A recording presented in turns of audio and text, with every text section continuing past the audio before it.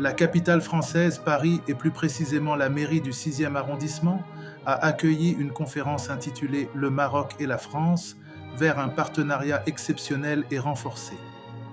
Cette rencontre, organisée par le consulat du Royaume du Maroc à Paris en collaboration avec la mairie du 6e arrondissement, s'est tenue le mardi 12 novembre 2024.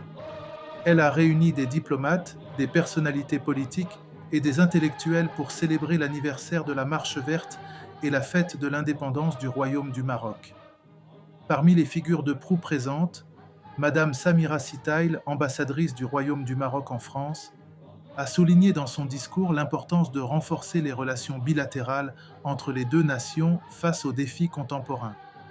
Elle a mis en avant les liens historiques profonds et le potentiel d'une coopération plus étroite pour relever les défis communs.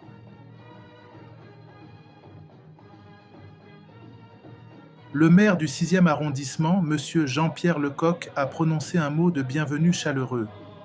C'est un honneur pour notre arrondissement d'accueillir cette rencontre symbolique qui témoigne de l'amitié durable et de la coopération mutuellement bénéfique entre Paris et le Maroc, a-t-il affirmé.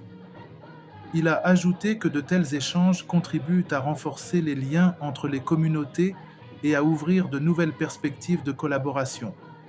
La participation du maire du 6e arrondissement a conféré un caractère officiel à l'événement, aux côtés de Madame Naïma Mouchou, vice-présidente de l'Assemblée nationale française, qui a salué les efforts du Maroc et la France pour renforcer leur coopération et leur partenariat. Elle a souligné que les relations entre les deux pays sont le fruit d'une longue histoire et d'une vision partagée pour l'avenir. Il est essentiel de continuer à travailler main dans la main pour faire face aux défis globaux et renforcer notre partenariat.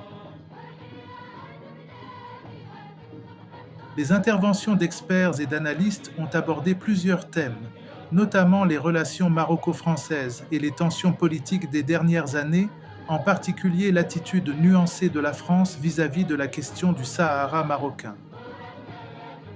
Madame Nadal Bakhalil Hassani, consul général du Royaume du Maroc à Paris, a partagé ses impressions sur la rencontre. Ce genre de rencontre, il permet d'expliquer à la communauté marocaine résidant à l'étranger, spécialement ceux relevant de la circonscription consulaire de Paris, des derniers développements de la cause nationale, surtout après la reconnaissance par la France de la marocanité du Sahara. Les experts, quant à eux, ils ont pu faire des analyses pertinentes. Ils ont donné quelques faits historiques marquants et ils ont exposé quelques grands projets structurants qui vont être réalisés entre le Maroc et la France suite à cette reconnaissance. Toutes ces informations permettent à nos MRE d'être outillés pour leur permettre de continuer leur mobilisation en faveur de la cause nationale, comme l'a souhaité Sa Majesté le Roi. Les intervenants ont également souligné l'importance de la récente visite du président français au Maroc, marquée par un accueil chaleureux de Sa Majesté le Roi Mohamed VI, qui a permis de rapprocher les positions et de réaffirmer explicitement la marocanité du Sahara. Les participants ont loué le discours prononcé par le roi Mohamed VI le 6 novembre 2024, qui a tracé les grandes lignes d'une nouvelle étape pour renforcer les droits de la communauté marocaine à l'étranger. Ce discours a mis l'accent sur la nécessité de protéger les droits des Marocains résidant à l'étranger et de structurer leurs affaires en réponse à leurs aspirations. Interrogé sur sa contribution en tant qu'historien et auteur, le docteur Mohamed Mrizika a expliqué l'approche qu'il a adoptée lors de sa présentation. La rencontre du 12 novembre à la mairie du 6e, nous la devons à Madame la Consul générale de Paris, Madame Nada Al-Bukhari.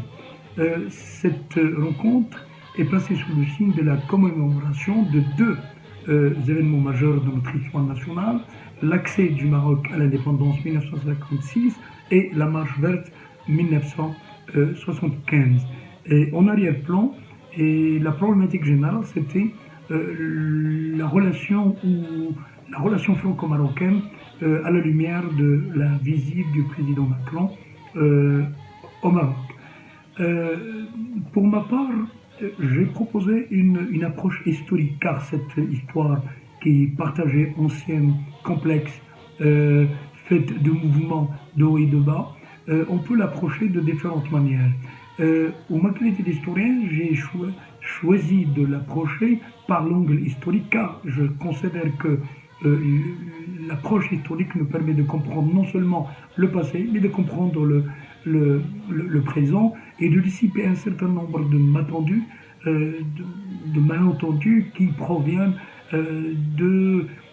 d'intérêts géopolitiques et stratégiques du moment, mais qui ne peut pas assombrir durablement la relation franco-marocaine.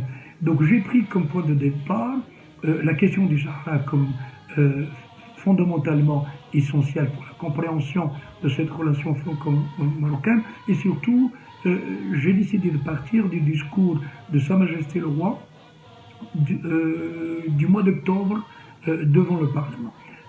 Pour moi, ma qualité d'historien, donc, les discours de Sa Majesté le Roi sont fondamentaux, ils constituent une source de référence. Ils contiennent des éléments, mais surtout des directives, des indications, des enseignements sur la politique générale du Maroc, ses orientations principales, ses intérêts stratégiques, mais aussi ses perspectives.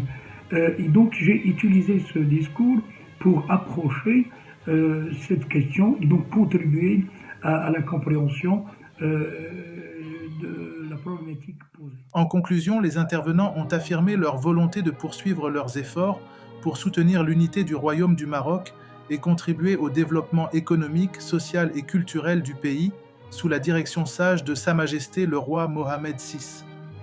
L'atmosphère était empreinte d'optimisme et d'espoir pour un avenir prometteur, témoignant des liens d'amitié et de coopération renouvelés entre le Maroc et la France. Nous tenons à exprimer notre sincère gratitude à tous ceux qui ont pris le temps de nous fournir des photos et des séquences vidéo. Votre participation a été essentielle pour enrichir notre projet et lui donner toute la dimension visuelle nécessaire. Pour plus d'informations sur les Marocains du monde, nous vous invitons à visiter notre journal électronique Maglore.